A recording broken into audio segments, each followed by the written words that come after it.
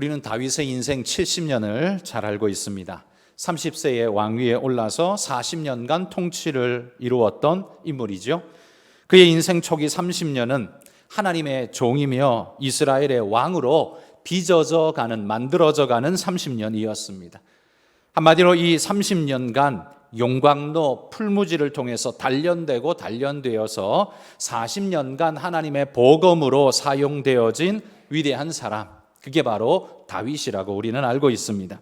그가 이룩한 업적은 눈부신 이스라엘의 최전성기를 이루었던 아름다움이었죠. 그렇지만 그 전성기를 이루기 전에 하나님은 30년 동안 그를 다듬고 만드시는 그 일에 전념하셨습니다. 우리는 다윗의 승리 40년, 왕으로서의 40년을 주목하지만 성경은 그의 용광로 속의 30년에 더 주목하고 계신 것 같습니다. 다윗의 시련, 그 모든 30년의 세월, 그것은 하나님의 훈련 기간이었고 또한 그것은 다윗이 다윗으로 숙성되어져 가는 시간이었다라고 말할 것입니다. 고강도 강철을 얻기 위해서는 절대 고온의 용광로와 망치질이 필요합니다. 적당한 고온이 아니고 적당한 망치질로는 안 되는 일이죠. 다윗이 당한 훈련의 강도는 하나님의 온전한 복음으로 만들어지기 위해서 절대 고온의 용광로에서 수많은 망치질로 다듬어진 고통스러운 시간이었습니다. 그래서 다윗이 쓴 시편에 보면 많은 부분이 애절한 통곡 속에서 부르짖는 간절한 부르짖음의 탄원시입니다. 그 중에 세 구절만 한번 같이 읽어봅시다. 시편 10장 1절입니다. 읽어봅시다. 여호와여 어찌하여 멀리 서시며 어찌하여 환난 때에 숨으시나이까. 13장 1절 여호와여 어느 때까지니이까 나를 영원히 잊으시나이까. 주의 얼굴을 나에게서 어느 때까지 숨기시겠나이까. 22장 1절 내 하나님이여 내 하나님이여 어찌 나를 버리셨나이까. 어찌 나를 멀리하여 돕지 아니하시오며 내 신음소리를 듣지 아니하시나이까. 이 시편들은 모두 하나같이 다윗이 극한 고통 속에서 쏟아내는, 부르짖는 다윗의 비명과 같은 고백입니다. 견딜만 하고 해서 부르짖는 것이 아닙니다. 견딜 수 없는 고통 속에서 지금 부르짖고 있습니다. 그러나 다윗이 위대한 것은 그런 문제 덩어리 속에서의 고통 속에서도 이 문제의 답은 어디서 오는가를 늘 정확하게 알고 있었다는 것이 다윗의 특징이죠. 우리가 치통으로 고통받으면서 정신과에 가서 치료하지는 않지 않습니까? 마찬가지로 다윗도 자기 삶에 주어지는 문제가 사울 때문에, 블레셋 때문에, 사람들 때문에 내게 주어지지만 사실 이 문제의 근원, 해답은 어디 있느냐? 약은 어디 있느냐? 그건 하나님에게 있다. 이걸 다윗은 누구보다 잘 알았기에 문제를 쫓아다니지 않고 정확한 정답을 찾아가는 믿음의 삶을 이룰 수 있었다는 거죠. 이게 다윗의 위대한 점입니다. 오늘 우리가 읽은 본문 27장에 보면 다윗이 굉장히 절박한 상황에 떨어져 있음을 볼 수 있습니다.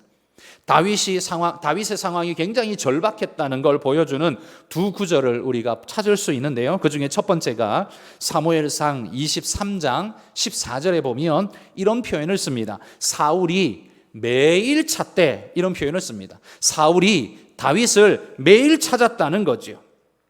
이건 마치 사울의 과업이 다윗 찾아 죽이는 것, 이게 마치 자신의 과업인 양 그렇게 사울이 행했다는 거지요. 왕이라면 나라의 발전을 지키고 나라를 보호하는 것이 그의 사명인데 사울은 충신 다윗을 죽이는데 매일매일의 모든 시간을 투자했다라고 말합니다. 폭망할 사업에 자신의 인생 전체를 투자한 꼴이죠. 그러니 여러분, 다윗의 입장에서는 어떻습니까? 죽을 상황인 것이죠. 방금 읽었던 우리 시편의 세 개의 구절처럼 애절한 절규를 내뱉을 수밖에 없는 현실이 다윗의 현실이었습니다. 그런데 이 매일매일 다윗을 찾아다니는 사울의 모습이 마치 사탄이 그리스도인을 필사적으로 추격하고 있는 그런 모습을 보여주는 것 같습니다. 성경에 이렇게 말하죠. 우는 사자와 같이 삼킬 자를 찾는다고요. 누가요? 사탄이요. 사탄이 그리스도인들을 집어삼키려고 우는 사자처럼 필사적으로 달려들고 있다라는 겁니다. 다윗에게 달려드는 사울의 모습에서 우리는 연상해 볼 수 있습니다. 그러기에 여러분, 우리도 조금만 삐끗하면 실족하여서 사탄의 입속에 쑥 떨어져 버리는 이 일 빠져버릴 수 있다는 겁니다.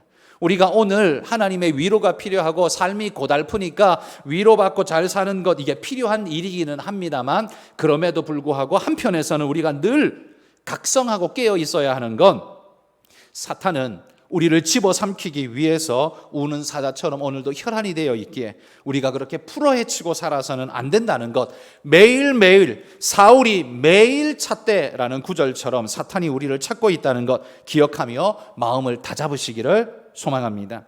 또 하나의 구절은요, 오늘 본문 27장 1절에 보면 이렇게 말해요. 다윗이 그 마음에 생각하기를, 이렇게 오늘 본문이 시작합니다. 그렇게 생각해서 결론이 뭐였습니까? 블레셋 땅으로 넘어가는 결단을 하게 됩니다. 지금까지 다윗이 아무리 어려워도요, 지켜오던 삶의 원칙이 있었습니다. 다윗에게 있어서 삶의 원칙이 뭐였냐 하면 그건 바로 여호와께 묻는 것이었습니다. 다윗의 행적에서 빠지지 않는 게 여호와께 묻자와 이르되, 이 표현이죠. 여러분 익숙하시죠?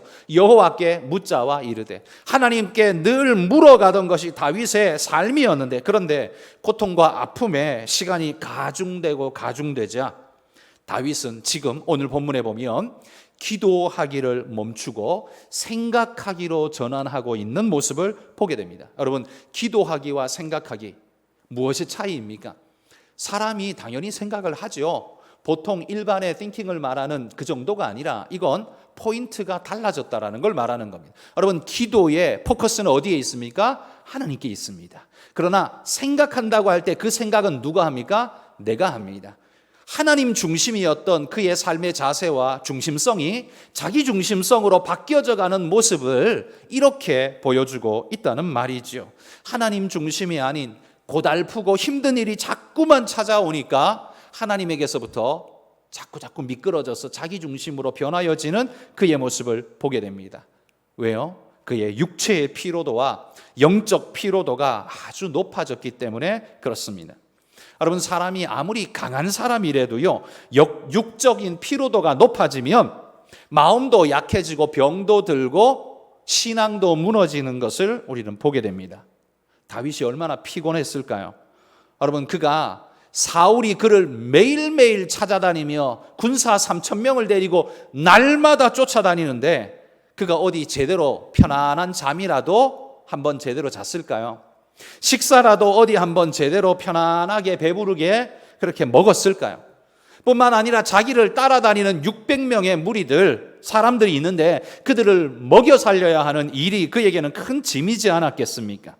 그러니 그에게 주어져 있는 육체의 피로도란 아마 말로 할 수 없는 궁핍한 상황이었을 겁니다. 아마 그에게 있어서 사울에게 쫓겨다니는 10년은 아마 그 다윗을 폭삭 늙게 만드는 20년, 30년의 세월처럼 아마 그렇게 힘들게 느껴졌을 겁니다. 게다가 육체적만이 아니라요, 영적 피로도도 다윗에게는 굉장히 높았을 겁니다. 왜냐하면 다윗이 아무리 훌륭한 신앙인이라도요, 하나님께 기도하지만 상황이 좀처럼 여유롭게 바뀌지 않고 여전히 힘들고 여전히 고달픈 인생이 계속되어지면 어때요? 영적 피로도가 높아지는 겁니다. 우리도 그렇지 않습니까?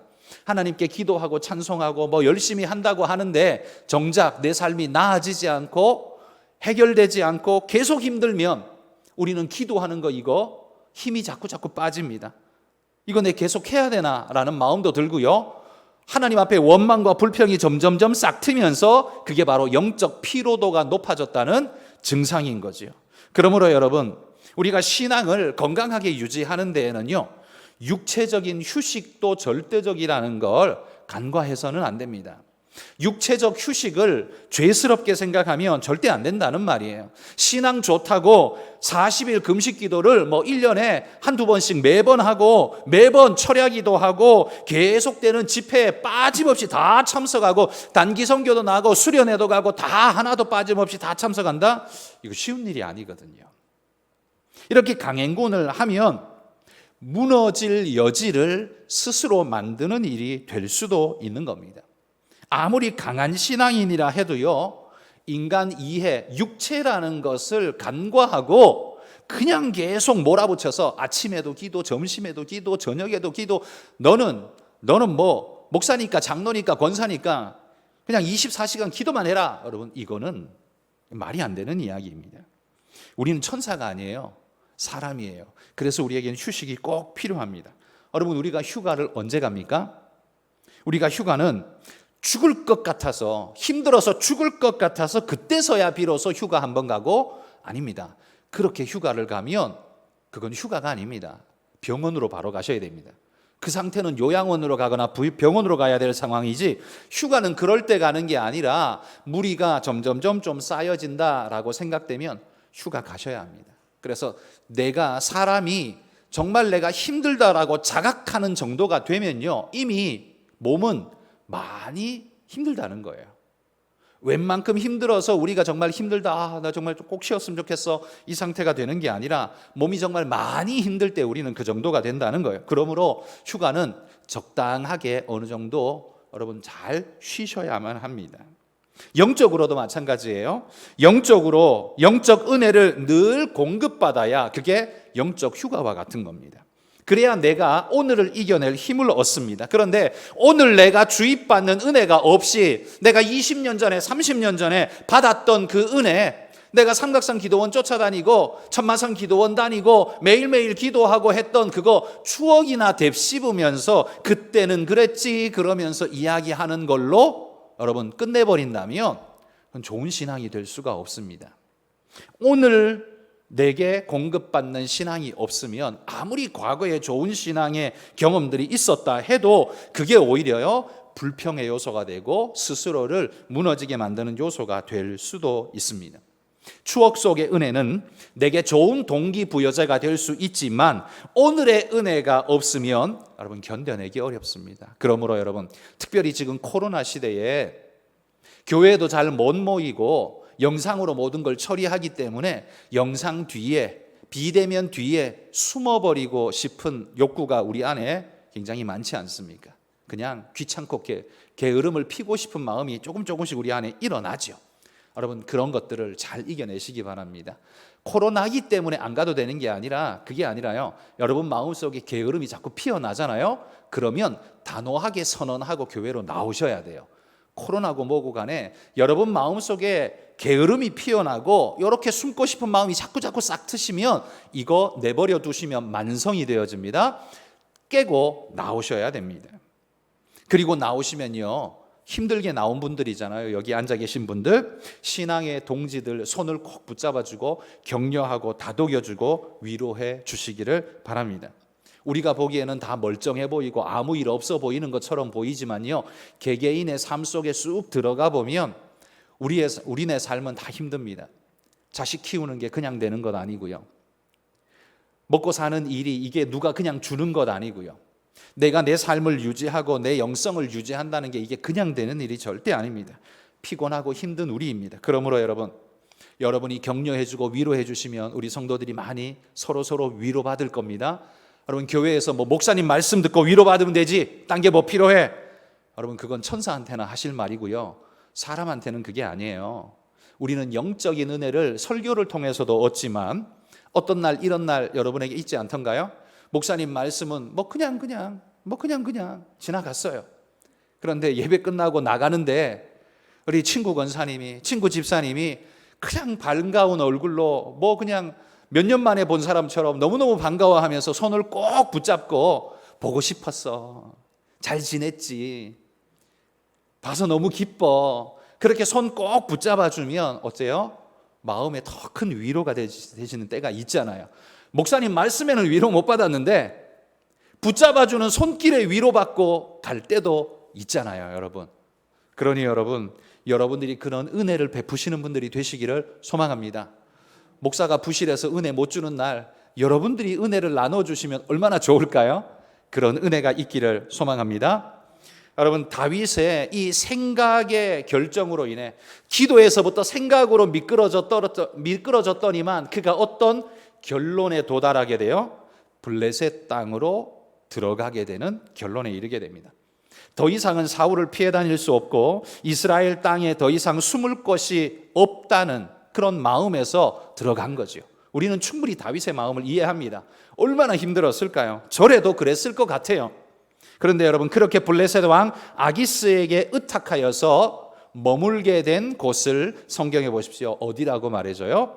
시글락이라는 성읍에 들어가서 살게 됩니다. 이 시글락이라는 성읍은 유다와 블레셋의 국경 지역에 있었던 접경지 성읍이었는데요, 여호수아가 가나안 땅을 정복하고 이 땅을 배분해 줄 때 이 시글락 땅은 유다 지파에 배분되어진 할당된 유다 지파 땅이었습니다. 그런데 얼마 후에 블레셋이 영향력을 쭉 뻗어져 나오면서 이 시글락 땅이 블레셋인들의 통치력이 미치는 곳이 되어져 버렸습니다. 사는 사람들은 이스라엘 사람들이 살았는데 영향력, 통치력은 블레셋의 통치력이 미쳐서 블레셋의 지배자리가 되어버린 거죠. 지금으로 말하면 마치 식민지 같은 상태처럼 되어져 버린 겁니다. 주민은 이스라엘 사람인데 통치권은 블레셋의 법이 통치되어지고 있고, 그러면 블레셋 사람도 끼어져서 살게 되고 이주해서 함께 살게 되겠죠. 블레셋의 명령권이 역사하는 곳이 이 시글락이 되어버린 겁니다. 여러분, 마치 이 모습은 마치 무엇과 같으냐면, 우리가 직장에 세상의 법이 지배하고 물질과 관계의 법이 지배하고 있는 직장 속으로 그리스도인인 우리가 쑥 들어가서 지배 원리는 세상 원리인 것 같은데, 사는 사람은 그리스도인인 이러한 어중간한 형태의 모습, 이게 지금 시글락을 살고 있는 다윗의 모습 같아 보이지 않습니까? 살아가는 사람의 정체성은 유대인인데 그걸 지배하는 법령은 블레셋 법이에요. 이 어중간한 상태에 다윗이 살아남으려니 어떤 식으로 살아야 이곳에서 잘 살았다라고 말할 수 있을까요? 이런 중압감, 이런 이 두 개의 차원이 함께 어우러져서 혼돈 속에 매여 있는 이곳이 바로 시글락이었다는 말이에요. 그런데 다윗은 그런 곳에 승리자의 모습으로 들어간 게 아닙니다. 실패자의 모습으로 찾아 들어갔습니다. 머리 숙이고 자기를 감추면서 그들에게 항복한 상태로 시글락에 들어가서 살게 해주십시오, 제발 좀 살게 해주십시오, 그렇게 들어간 거예요. 여러분, 마치 직장 속에 자신은 교회 안 다니는 사람인 양 행세하면서 싹 감추고 나도 먹고 살아야죠, 그러면서 딱 감추고 그 세상 직장 속에 살아가고 있는 우리의 모습이 마치 다윗이 자기를 감추고 이 시글락에 살고자 하는, 블레셋 안에 시글락에 살고자 하는 모습과 비슷한 모습 아닐까, 이런 생각이 듭니다. 여러분, 이런 시글락에서 이스라엘인들이 할 수 있는 게 무엇이었을까요? 적어도 블레셋인들의 심기를 건드리지 않아야 된다는 생각은 분명히 있었을 겁니다. 그러다 보니 이스라엘인들은 많은 부분을 내어줘야 했었을 겁니다. 특별히 자신의 정체성, 그리고 신앙의 독특성, 이거 포기해야만 여기에 살 수 있을 것 같아 보였을 겁니다. 여러분, 다윗이 기도하지 않고 인간의 생각을 따라서 선택하게 된 그 일의 무서운 결과가 어떻게 찾아왔느냐 하면요, 다윗이 이 27장 후반부에 보면 속임수와 거짓말을 잇따라 하고 있는 모습을 우리가 발견하게 됩니다. 자, 10절에 보십시오. 10절에 보시면 아기스 왕이 다윗에게 이렇게 묻습니다. 너는 오늘 누구를 침노하였느냐? 누구를 침노하여 침탈해서 전리품을 가지고 왔느냐? 묻습니다.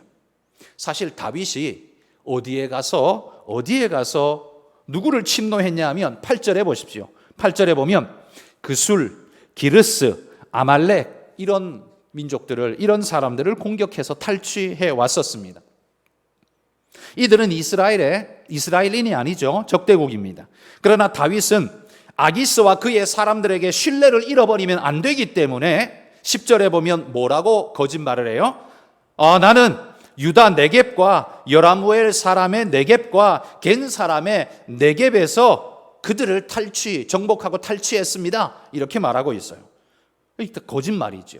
여러분, 여기 네겝이라는 단어는요, 유다 남쪽에 있었던 넓은 광야지대를 네겝 지역, 이렇게 그들은 이름하여 불렀습니다. 네겝, 그러면 유다의 남쪽에 광막한 넓은 그 광야지대, 사막 같은 광야지대를 네게브라고 불렀어요. 그러니까 여기 유다 네겝, 여라무엘 네겝, 겐 사람의 네겝이란 그 유다 남쪽 지역에 살고 있었던 유다 민족 외에 군데군데 살고 있었던 그 사람들의 지역을 자신이 점령했다, 정복했다, 침략했다 이렇게 말하고 있죠.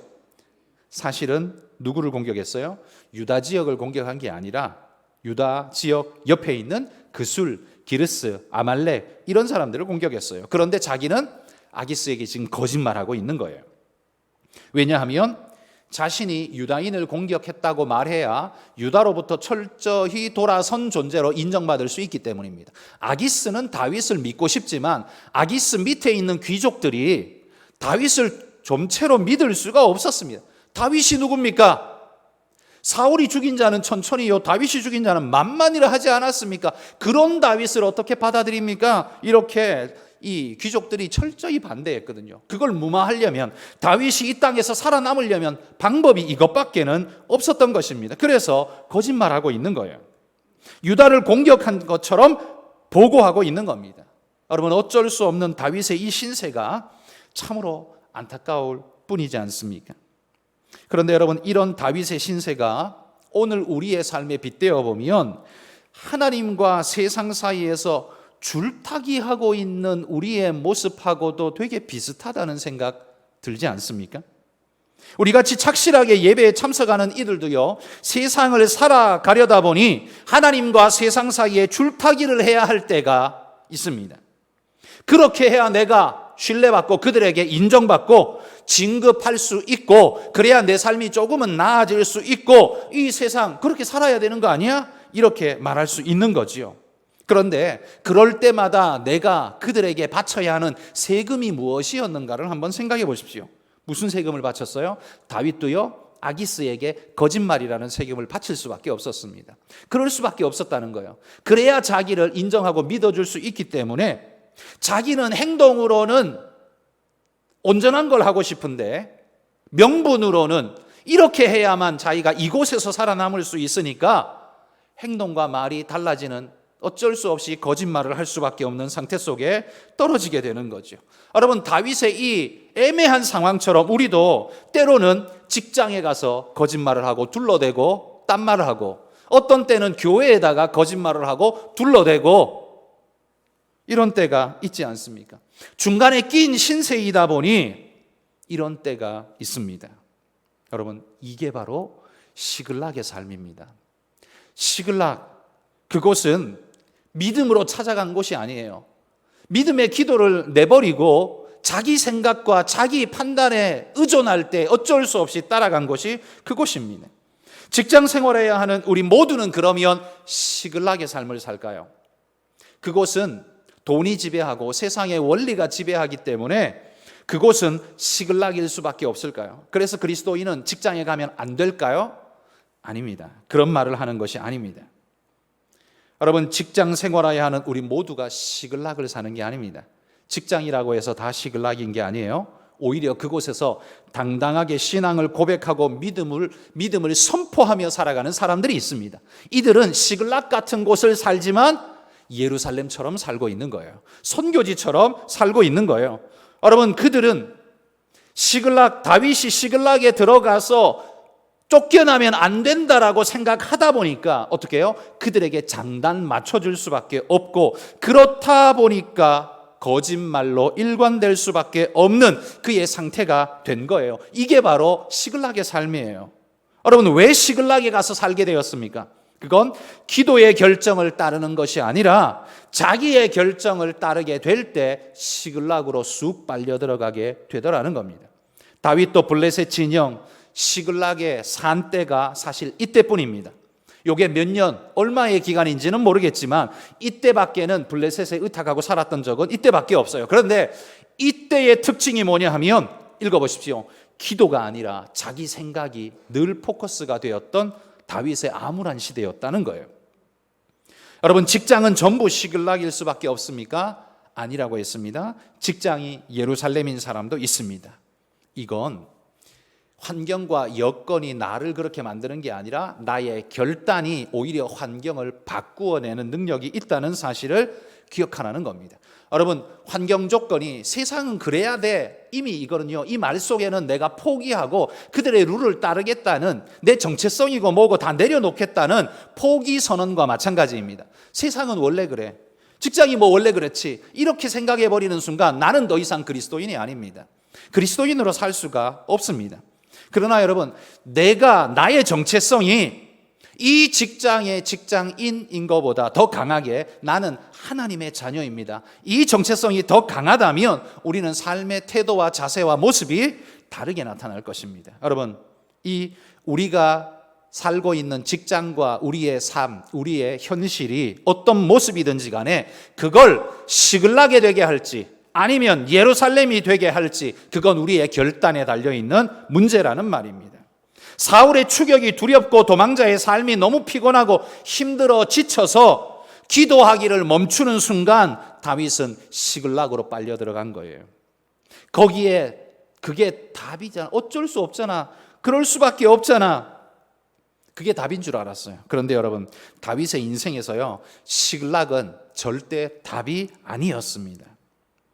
그나마라도 그가 시글락에서 건강한 삶을 유지하려고 몸부림하며 유다는 공격하지 않고 그래도 둘러대기라도 해서 유다 사람들에게 그나마라도 명분이라도 조금이라도 붙잡을 수 있는 뭔가를 가졌기에 망정이지, 그렇다고 해서 여러분, 다윗이 블레셋의 투항에 들어간 것이 잘한 선택이라고는 절대로 할 수 없습니다.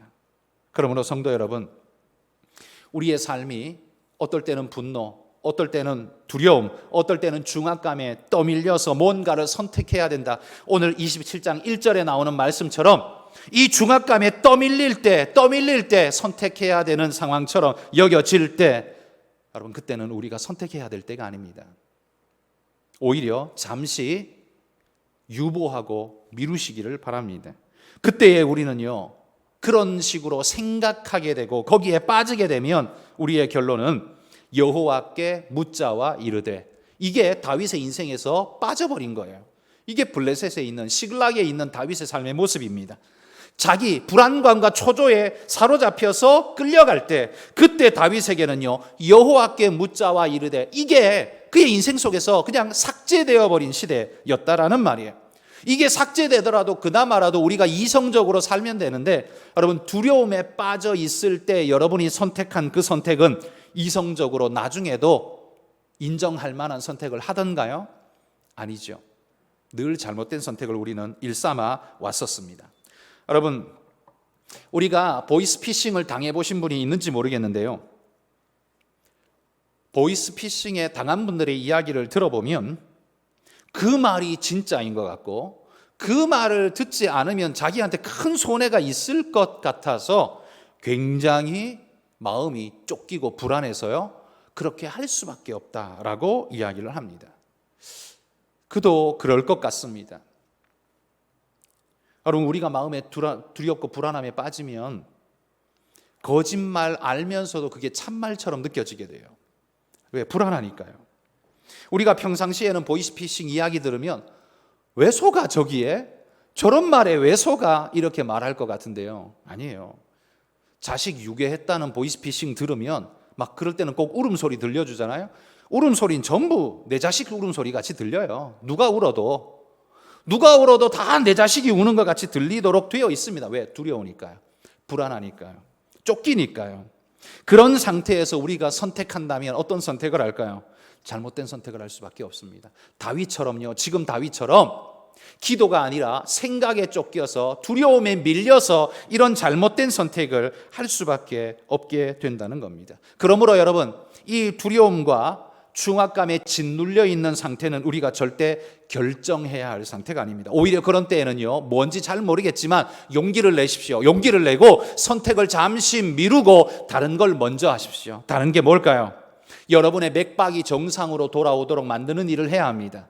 그러기 위해서 우리가 기도와 찬양을 하셔야 합니다.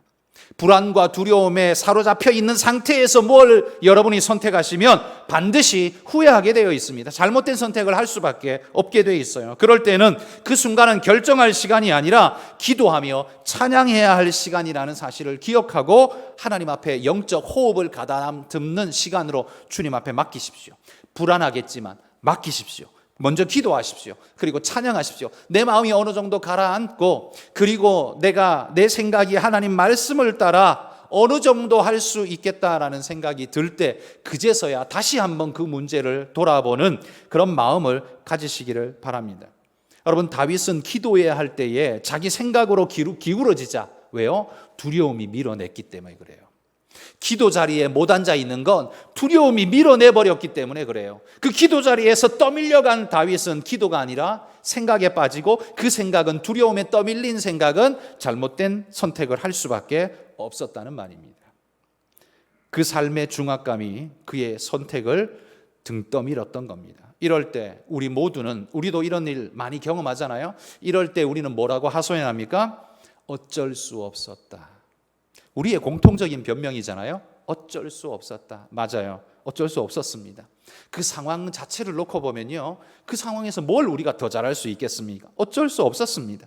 그런데 여러분, 그 순간 그 상황에 조금만 더 냉정하게 쳐다보십시오.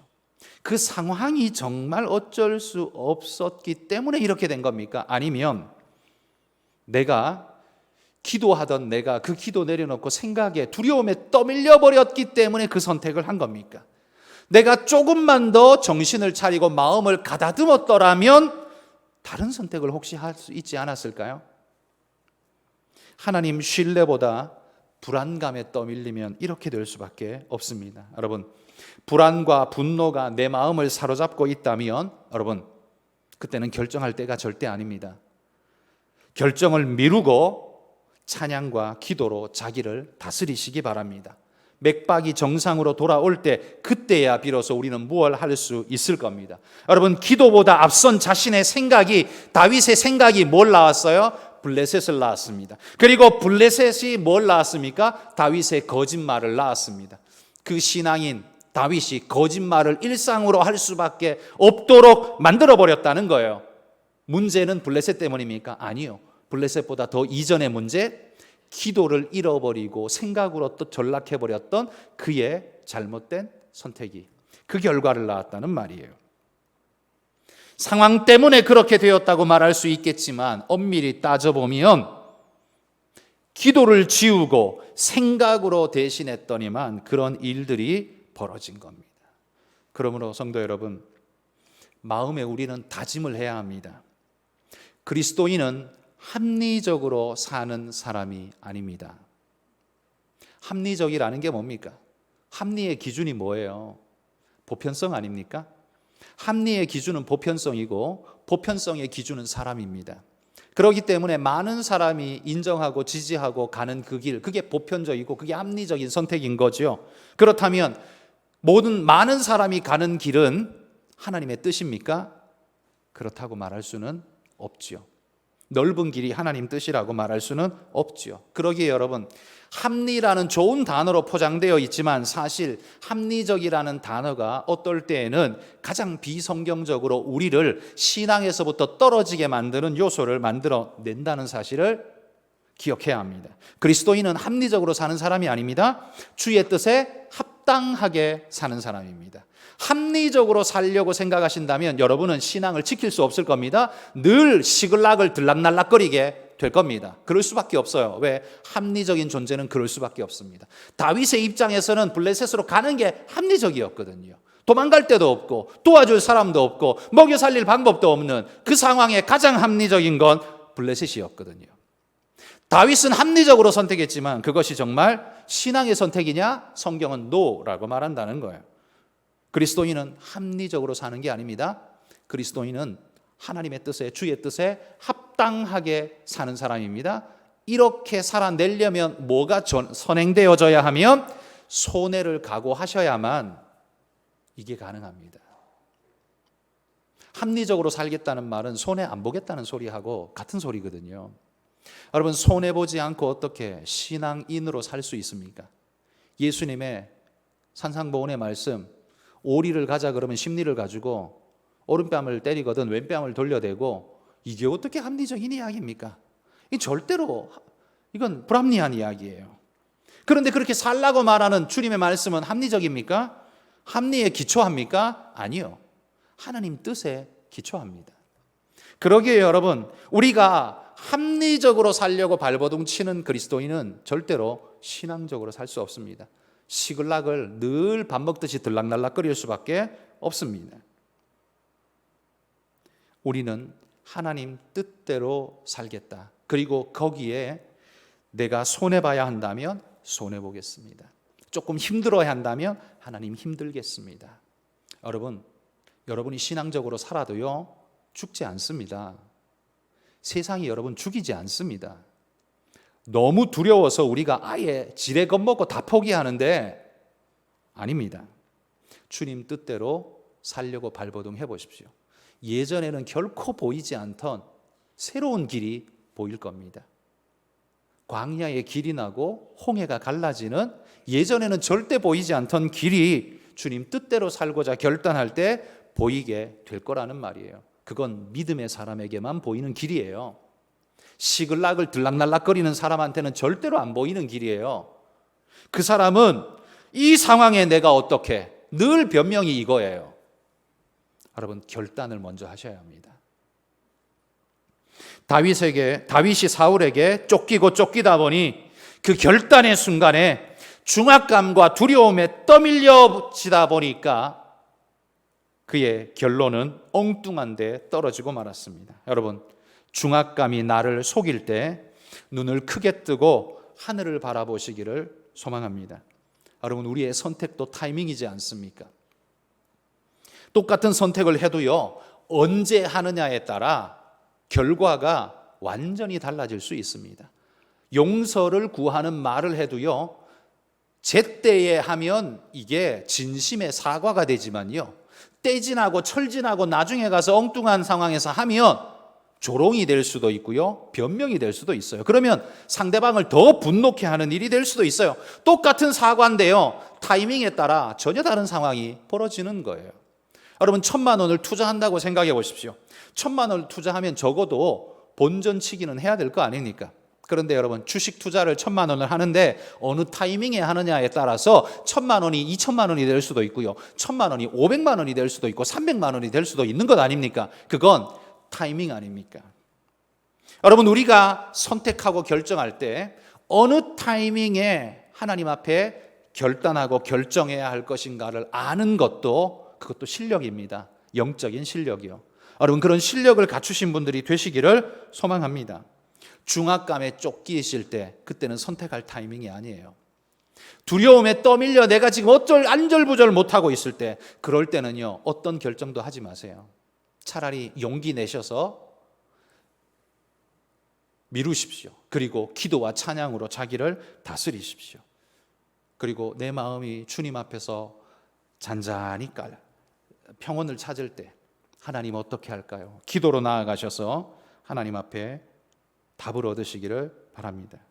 여러분, 중압감에 쫓겨 선택과 결정에 이르면 사탄이 박수치는 결론에 이를 수밖에 없습니다. 오직 주님이 내 마음을 지배하고 기도를 지우고 생각으로 빠져드는 일, 그런 일 없도록 여러분 마음을 주님 앞에 잘 붙잡고 믿음으로 나가시는, 특별히 지금 코로나 시대라서 여러분 마음이, 우리 모두는 마음이 불안정합니다. 여러분, 거기 떠밀려 가지 마십시오. 코로나기 때문에 예배 안 드려도 됩니까? 사탄의 말입니다. 코로나 때문에 찬양 안 해도 됩니까? 사탄의 말인 거예요. 속지 마십시오. 오히려 이런 때 하나님 앞에 내가 어떻게 더 전심으로 주님 앞에 나를 드릴까요? 여러분, 그렇게 기도하시는 믿음의 분들이 되시기를 주의 이름으로 축복합니다.